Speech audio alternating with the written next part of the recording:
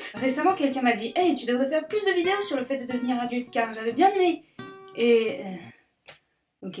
Voici donc un truc que je fais qui ne fait pas très adulte, mais on s'emballe littéralement les appareils reproducteurs. Collectionner les peluches. Beaucoup de gens penseront que les adultes collectionnent des peluches parce qu'ils ont un manque affectif. Et c'est faux, parce que en ce qui concerne mon manque affectif, j'ai déjà mon chat. Et puis franchement, quand on collectionne quelque chose, c'est parce qu'on aime quelque chose. Et pourquoi est-ce qu'on devrait expliquer pourquoi est-ce qu'on aime quelque chose si ça nous fait plaisir et que ça ne blesse personne. Je veux dire, des fois, il faut arrêter de chercher des explications à tout et juste se faire kiffer et ne pas avoir de parents pour te dire que tu ne devrais pas faire certaines choses. C'est ça être adulte.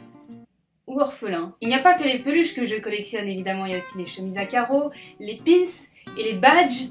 Peut-être que je commencerai une collection de pierres, mais surtout, je collectionne les livres.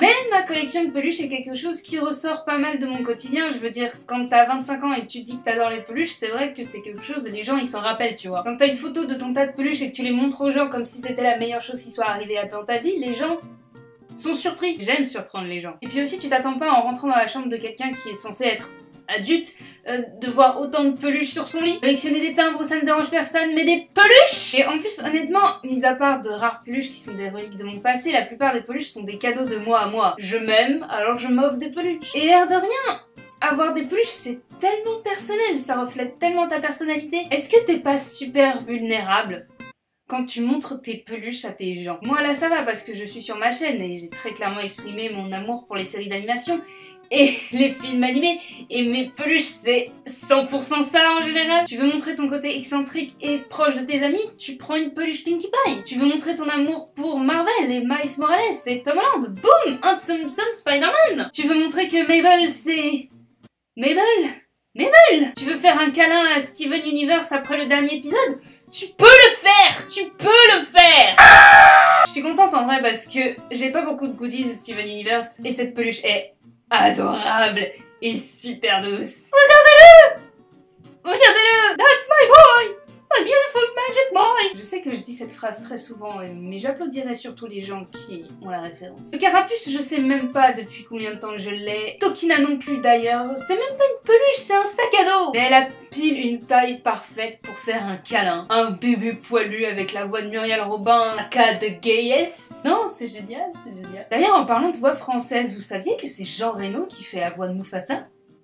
Genre Mufasa, c'est Léon. Pareil, vous voulez montrer votre dévotion envers une série complètement dingue avec le meilleur familier du monde. Tu achètes une peluche d'un ornithorynque et tu le fais dédicacer par la voix de Phineas qui fait aussi Titeuf, Harold dans Dragon et Amazing Spider-Man. Ouais. Ah, Donald Rio. Aussi incroyable que cela puisse paraître, ces deux peluches ont quelque chose en commun. 20 ans de différence, mais quelque chose en commun. Oui, je l'avais... Je le traînais partout, le pauvre. Puis je l'ai abandonné, et c'est ma grand-mère qui l'a retrouvé dans un de ses cartons, et me l'a rendu, et je l'adore, et j'adore le manipuler, en fait, c'est juste, j'adore l'avoir en main. C'est juste ça, je l'adore avoir en main. Je l'ai dans la main, je le sens bien. Et là, en fait, en ce moment, genre là, maintenant, tout de suite, j'ai pas mon oui-oui. Parce que là où je travaille en ce moment, parce que oui, je travaille, c'est ça aussi être adulte, on est en train de faire une exposition sur les doudous.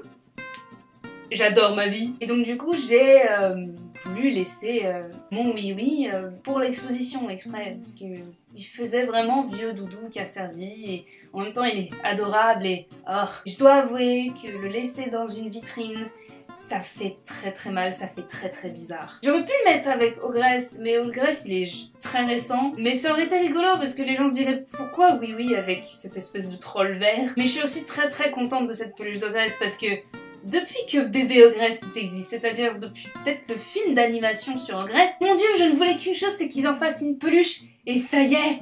Ah, merci Ankama, vous réalisez mes rêves. Il est en plus tellement adorable. Jordi c'est adorable, et Ogrest aussi est adorable, si puissant, si destructeur, multidestructeur de monde. En fait, la moitié de mes peluches, c'est des personnages adorables et destructeurs quand j'y pense. Ce nounours, oui c'est un nounours, je l'ai acheté il y a longtemps. En fait tous les ans au marché de Noël de mon village il y avait un stand UNICEF et du coup j'y faisais ma BA de l'année en y achetant quelque chose et cette peluche en faisait partie avant que je la customise évidemment. Du coup j'adore cette peluche, elle est badass. D'ailleurs je crois que c'était une des dernières fois où UNICEF venait au marché de Noël de mon petit patelin paumé. Il y a des peluches que j'ai récupérées dans des brocantes, il y a des peluches que j'ai récupérées avec des tasses, il y a des peluches qu'on m'a offert en private joke et puis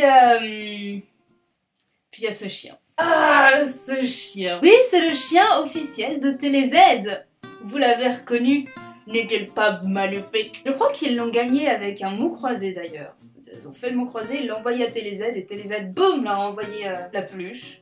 Je crois. En fait, ce chien était à mes arrière-grands-parents. Et quand ils sont décédés tous les deux, j'ai demandé à prendre le chien parce que ça me semblait logique en fait, c'est moi. C'est une peluche qui me fascinait quand j'étais petite, donc je préférais garder ce souvenir-là que seul moi pouvais garder en fait. Par exemple des bijoux, les vêtements, ça aurait pu aller à n'importe qui de ma famille. La peluche, il y avait que moi qui pouvais prendre cette peluche en fait. Enfin, j'ai ce sentiment-là. Donc oui, il n'y a pas vraiment de grande histoire derrière. C'est pas par exemple quelque chose qu'ils ont hérité, etc. Mais c'était le chien qui était tout le temps sur leur lit et que des fois je prenais pour un vrai chien quand j'étais petite. Je préférais garder ce souvenir là parce que j'ai une histoire avec et je sais à qui je le tiens et voilà. Et puis je voulais garder quelque chose de mes arrière-grands-parents. J'ai encore plein d'autres peluches dans des cartons aussi. Je pense dans mon placard. J'ai mon ancien porte-pyjama qui est en fait un chat blanc. Oui, en fait j'ai des peluches qui à l'origine ne sont pas des peluches. J'ai des peluches, c'est des toutes petites peluches en forme de chaton. Mais en fait, c'est des chouchous. Dumbo! En vrai, j'aime pas ce film. C'est pas un de mes Disney préférés. Il est vraiment, vraiment déprimant. Et puis la scène où Dumbo est complètement ivre. Qu'est-ce qu'elle est longue! Mais cette peluche-là, je l'ai depuis ma naissance! C'est-à-dire que j'ai vraiment une photo de moi sortant tout juste de la maternité avec ce Dumbo. Ironiquement, il a failli se faire bouffer par les souris de la cabane où il avait été rangé. C'est-à-dire que le chapeau, tu vois, celui où il y a la souris du dessin animé où elle se gare pendant que Dumbo s'envole, ben le chapeau a été bouffé par des souris. Et puis on a vidé la cabane et c'est à ce moment-là que je me suis dit que j'avais vraiment envie de protéger mes peluches.